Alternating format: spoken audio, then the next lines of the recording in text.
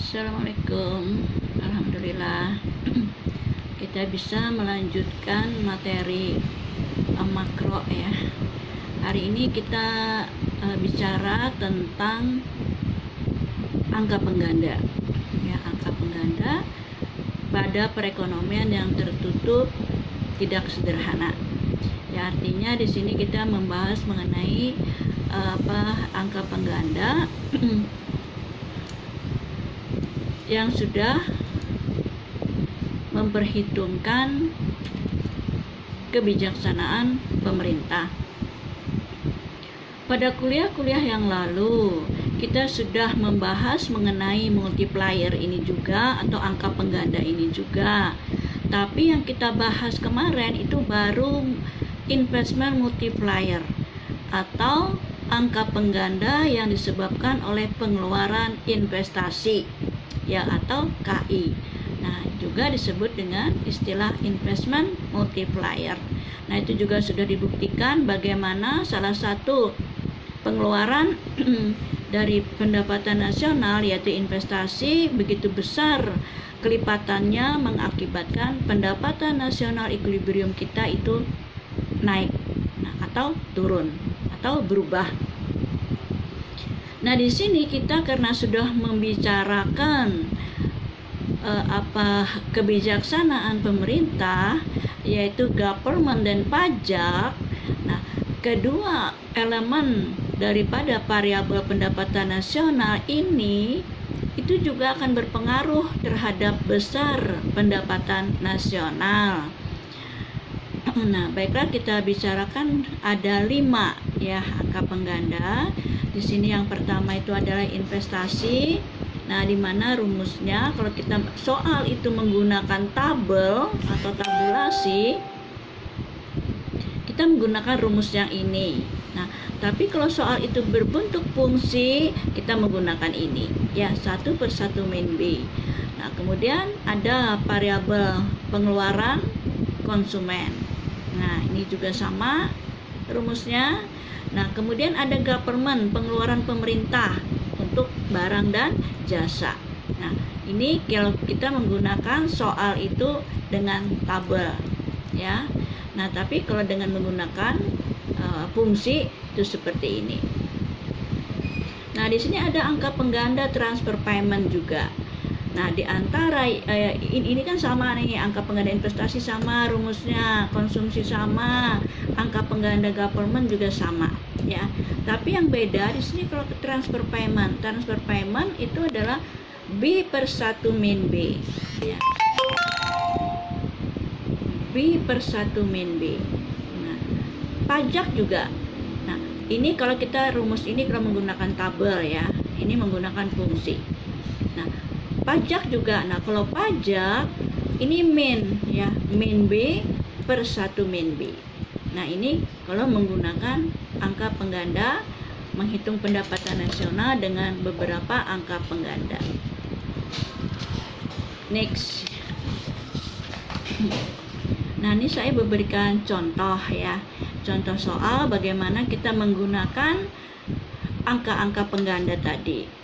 Nah, terus materi juga sudah saya bagi ya. Nah, sisa menyimak saja. Nah, di sini pada tahun 2011 keadaan investasi, government, transfer payment dan pajak seperti ini. Nah, tetapi pada tahun 2012 terjadi perubahan, investasi naik 50, government tetap ya 60, transfer payment yang naik dari 40 menjadi 60, pajak juga naik dari 20 menjadi 40. Nah, kemudian dengan fungsi konsumsi seperti ini. Nah, keadaan 2011 dan 2012 ini sudah tentu beda ya posisi equilibrium pendapatan nasionalnya. Yang pertama kita disuruh menghitung equilibrium saving dan konsumsi pada tahun 2011 ya. Yang kedua menghitung pendapatan nasional juga equilibrium dan konsumsi pada tahun 2012 dengan menggunakan angka pengganda ya yang sudah kita berikan tadi. Nah, yang pertama kita menghitung 2011 ya. Pada tahun 2011 pendapatan nasional ekonomi kita ini kita menggunakan yang seperti kemarin yang sudah saya jelaskan minggu tadi ya. Rumusnya seperti ini kan, mencari pendapatan nasional equilibrium. Nah, B-nya ini, A-nya ini. Nah, ini kita masukkan besarnya TR-nya pada 2011, besarnya pajaknya, besarnya investasi, government itu per Minbina. Seperti ini kita selesaikan ya. Kita selesaikan BTR-nya 30, B kali TX-nya itu adalah 15, besarnya investasi 40, government-nya 60, kita bagi 0,25 ya, itu adalah 540 miliar. Nah, kemudian 540 miliar ini untuk pendapatan nasional equilibrium, kita disuruh menghitung lagi konsumsi. Nah, konsumsinya kita punya fungsinya 0,75 YD plus 20. Nah, ingatkan, YD ini adalah rumusnya Y plus TR min TX. Ingatkan, jangan langsung 0,75 kali 540, tidak boleh ya. Karena kita terbentur pada rumus YD. YD itu adalah Y plus TR min TX plus 20. Nah, kita masukkan nilai Y, nilai TR, nilai TX yang min 20 plus 20. Nah, ini kita selesaikan. Konsumsi itu hasilnya adalah 440. Shaping demikian juga. Nah, YD min C, YD-nya tadi kan Y plus TR min TX itu adalah 560. Harus ini 560. Kurang konsumsi itu adalah 120. Nah, setelah kita menghitung, nah pendapatan nasionalnya sudah kita hitung, konsumsinya sudah kita hitung, shapingnya sudah kita hitung. Jangan senang dulu. Kita ada syarat untuk mencapai equilibrium, itu adalah shaping tambah pajak sama dengan investasi tambah government ditambah DR. Nah, jadi untuk mengetahui hitungan kita ini betul apa tidak di sini. Nah, kita masukkan syarat besarnya shaping tadi kan 120. Besarnya pajak 20, investasinya 40, government-nya 60, TR-nya 40. Ternyata hasilnya sama ya. Shaping tambah pajak itu sama dengan investasi government ditambah transfer payment. Ternyata nilainya sama. Nah, kalau nilainya sama, berarti hitungan kita ini betul, penyelesaian perhitungan kita ini betul. Nah, kalau tidak sama, berarti ada yang salah. Salah masukkan ini kah, salah mengalih kah, salah membagi kah, salah mengurang kah, dicek lagi ya. Nah, jadi untuk melihat hitungan kita itu betul apa tidak, itu di sini ya. Nah, itu harus ini kita lihat. Kalau ininya sama sebanding, nah itu berarti hitungan kita betul ya. Kalau tidak sama berarti ada yang salah. Dicek lagi. Oke, next.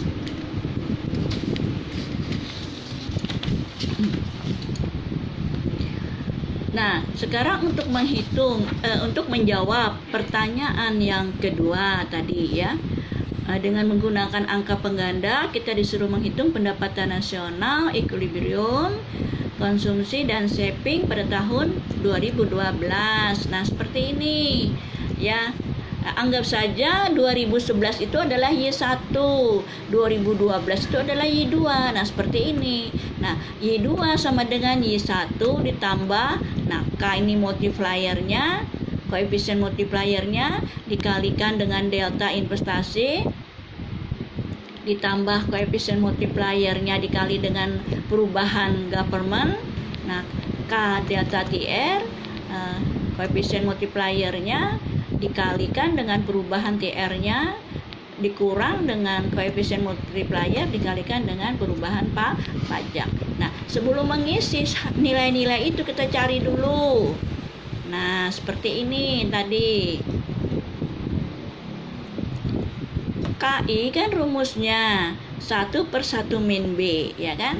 Nah, kita masukkan nilainya. B itu adalah 0,75. Ternyata nilainya kita hasilkan itu adalah 4 untuk KI. Nah, government juga. Government kan karena rumusnya sama, itu hasilnya sama juga 4. Nah, Kalau KTR itu kan rumusnya B per 1 min B. Nah, seperti ini kita selesaikan. B-nya 0,75, kita selesaikan hasilnya itu adalah 3. Nah, kemudian untuk KTX ini adalah min B per 1 min B. Nah, 0,75 kurang seperti ini. Nah, itu adalah min 3 hasilnya. Oke. Nah, sekarang untuk delta I. Delta I tadi kan pada tahun 2011 itu adalah 40. Nah, pada tahun 2012 50. Nah, ini kita kurangkan berarti perubahan kan. Nah, kemudian ini tidak berubah. Delta G 2011 2012 tidak berubah. Nah, delta GR 2012 60, 2011-nya 40, berarti perubahannya 20. Demikian juga dengan pajak. Pajak 2011-nya 2012-nya 40, pada 2011 itu adalah 20. Berarti perubahannya itu adalah 20. Nah, nilai-nilai ini kita masukkan ke sini. Nah, Y1 yang kita dapatkan pendapatan nasional equilibrium tadi kan 540 ya, Y1-nya yang 2011 tadi 540. K-nya kan kita dapatkan 4 tadi kan, 4. Nah, 4.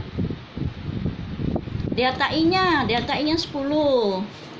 Nah, demikian juga dengan K. K untuk government itu 4 ya. Delta G-nya nggak ada. 0, dia tidak berubah. Nah, K delta TR, K-nya kan 3 tadi. Nah, 3 kita masukin sini. Nah, delta TR-nya 20. Masukin sini. Nah, hasilnya itu adalah 700 ya. Hasilnya itu adalah 700. Nah, jadi kesimpulan kita tahun 2011 itu 540 pendapatan nasional equilibriumnya. Tahun 2012 naik ya menjadi 700. Naiknya itu adalah 160 miliar. Nah, jadi adanya perubahan-perubahan dari pengeluaran